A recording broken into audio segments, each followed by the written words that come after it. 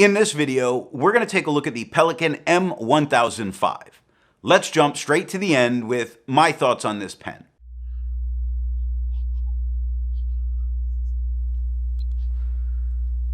How much can you have to say about a pen that you've already reviewed and enjoyed it enough to get a second one? Yes, I enjoy using this pen, and I enjoy just about everything about using this pen. And I say just about only because there is the whole issue of whether the particular nib in its size is right for me. I think what I'm finding is I do enjoy them very broad. This is the medium, and medium is not normally a nib I run to use, but that's what was on it when I got it. I definitely think I would like to try their extra fine on this pen. I like it enough that I'm willing to seek out more nibs for it, and I have a couple of nibs. So it's an amazing pen to use all the way through. And I know some people definitely prefer the M800 in its size over this, but I really like the nib so much more in the M1000 and the M1005. The softness of that nib definitely makes this a huge step up to me.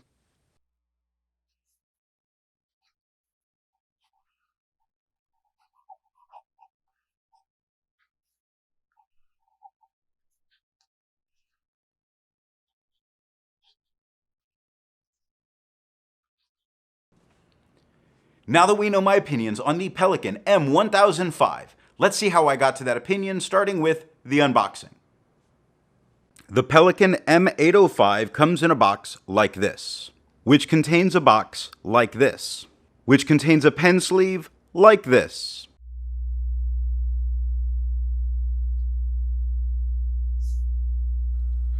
Pelikan isn't known for a lot of their economy, but their economy and packaging, I definitely do appreciate it. I've mentioned it before, and a little less packaging that they're giving here is perfectly fine and stores away very nicely.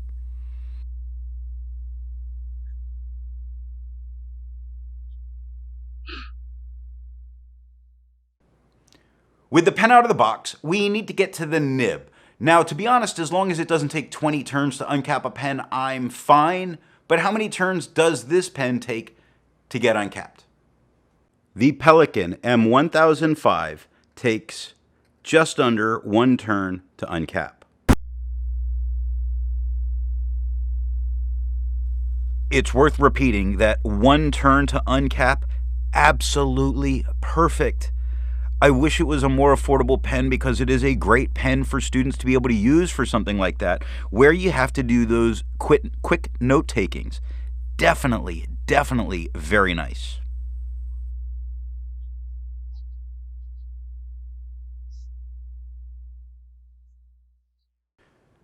This gets us to the nib.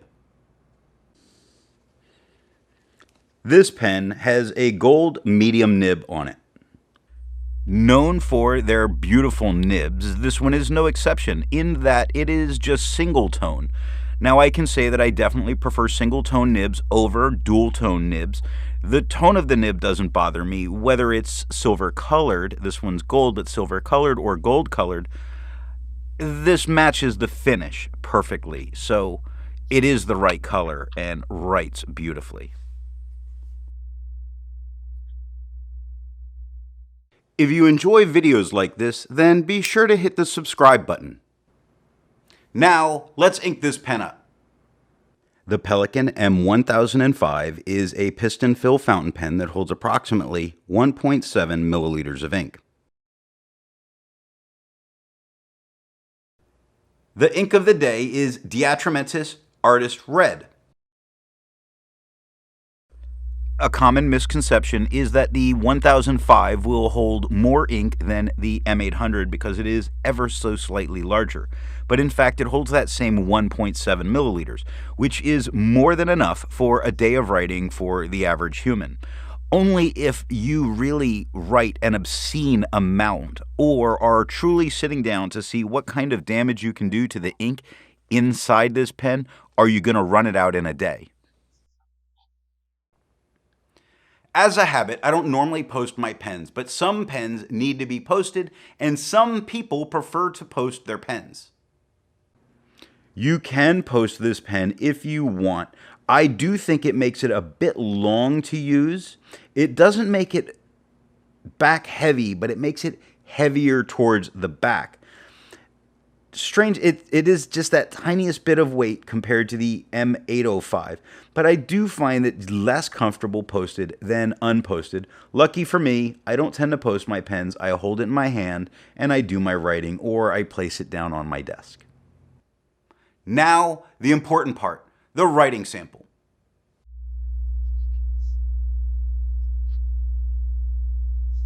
I mentioned it that the only thing that happens is got more to do with me writing with a constant changing nib size. That's where I do run into quite a bit more difficulty, and generally in the beginning of my writing with a different nib, especially if it's broader than I've been using, does tend to run together a bit. That's me and not the pen. I love using this pen, that very soft feel under my hand while writing. It takes no pressure to write. There's no cramping over pages and pages of writing. I have written this pen out of ink in a single day and didn't have any kind of an issue. In fact, I was writing so much and didn't even realize it until I was running out of ink. So I guess if I had to make a negative, it's that there's no ink window, but that's not really a problem for me in general. I don't have to have an ink window. It would be useful, but it would break up the design of this pen and not look as good. So I'm with them in the choice to not have it, even though plenty of times people want it. Sometimes, aesthetically, it's the wrong choice, and they made the right choice here by not having it. It's not been mentioned in any of the other videos that I've done on this, but if you really want a Pelikan M1000 and you want that ink window, their black version does have a window in it so you can see the ink that's there. You can definitely fulfill that itch of wanting this pen but having to have an ink window. I really think they're covering all their bases in it. I like this pen enough to get two.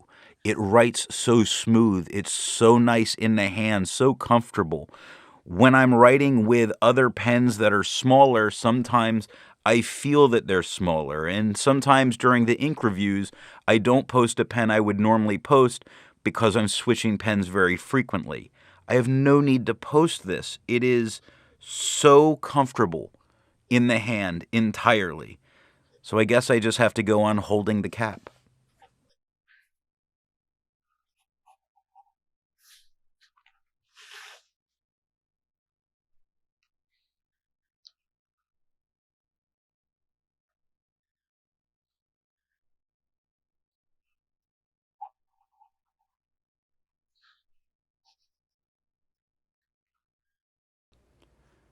Now for something a bit more standard in comparing writing size.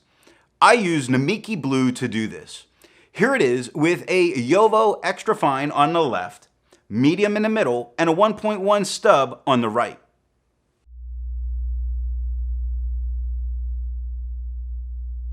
I mentioned about going to broader nibs, and this medium is a little bit broader than most mediums that I use, although it's not quite as broad as a lot of broads, or not quite as broad as a broad.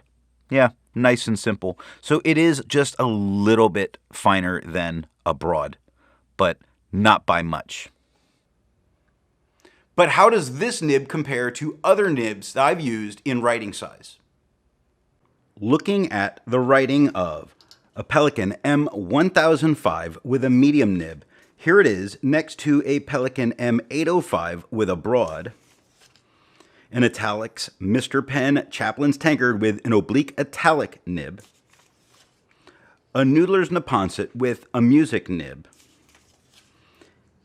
a Jinhao 159 with a Goulet 1.1 stub, and a Sailor 1911 Standard with a music nib.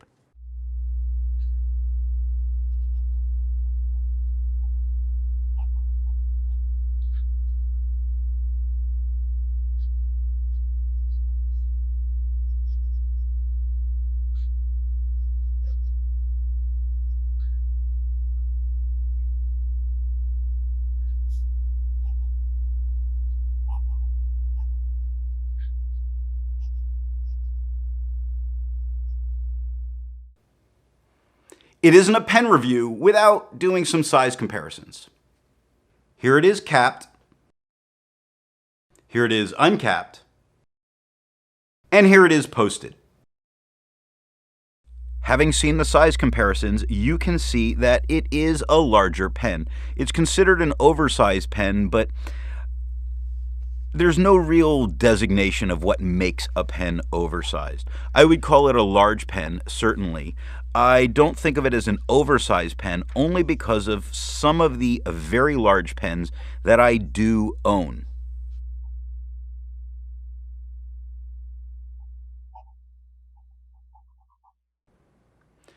At this point, the pen is dirty.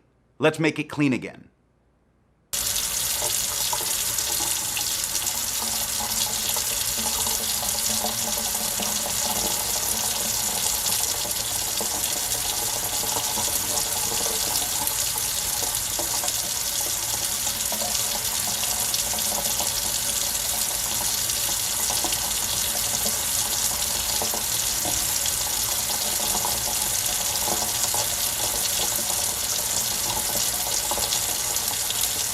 If you want to be able to support not just my channel, but any reviewer, then when you make a purchase, be sure to tell that retailer where you heard about it. Thanks for watching.